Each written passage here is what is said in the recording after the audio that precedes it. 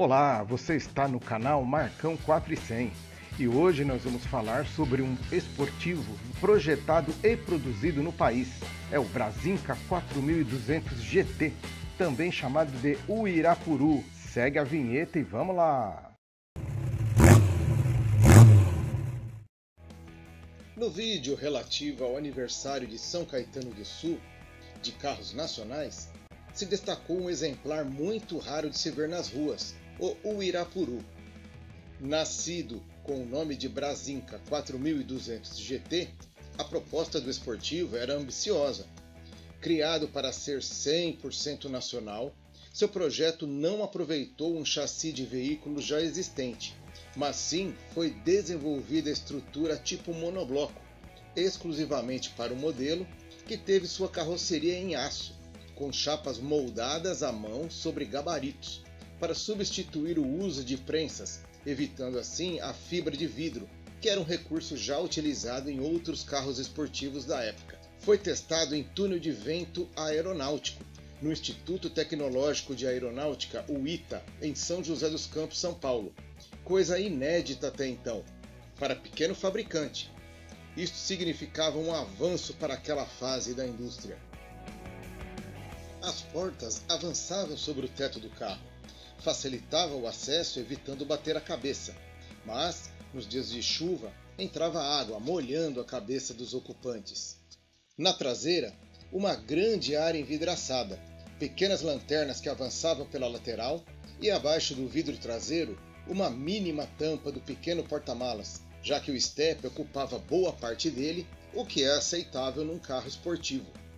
A mecânica escolhida foi Chevrolet, motor 6 cilindros em linha, o mesmo utilizado na picape C10 e caminhões GM desta época, devidamente preparado com uma carburação tripla SU inglesa, aliado a um câmbio Clark de 3 marchas com diferencial longo, levava o carro de 0 a 100 km por hora sem trocar de marcha, somente em primeira, em apenas 10 segundos e meio.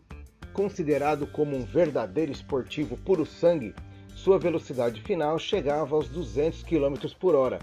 Nada mal para quando nós estamos nos anos 60. Todo o projeto foi desenvolvido pela Brasinca, indústria sediada em São Caetano do Sul, que fornecia peças estampadas para várias das montadoras instaladas no Brasil, o que foi uma excelente estratégia de marketing para a empresa, demonstrando sua capacidade técnica. No belo interior, grande console central dividia os bancos reclináveis, um completo painel revestido em madeira jacarandá, com 7 instrumentos: velocímetro, contagiros, amperímetro, marcador de combustível, pressão do óleo, temperatura de água e relógio de horas. Também um volante Wallroad de 3 raios com diâmetro grande, que era para aliviar o peso nas manobras, já que não contava com sistema hidráulico.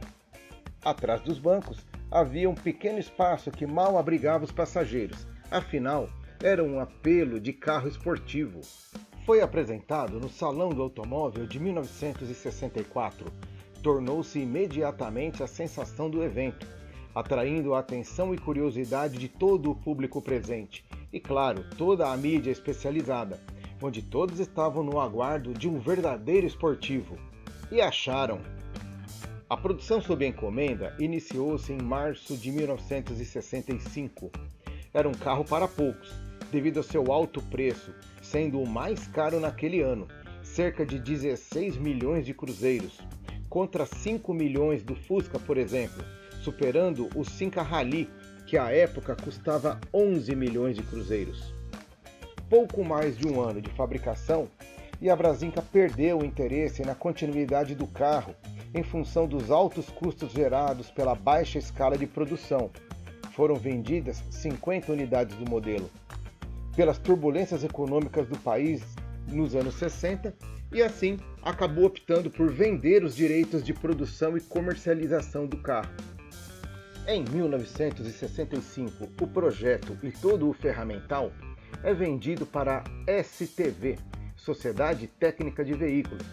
O carro nesta fase passa oficialmente a se chamar Uirapuru, que antes era só o nome do projeto. A STV continuou produzindo o carro em duas versões. Externamente, a única mudança foi nos faróis, que passaram a ser quadrados, e internamente ganhou um novo painel.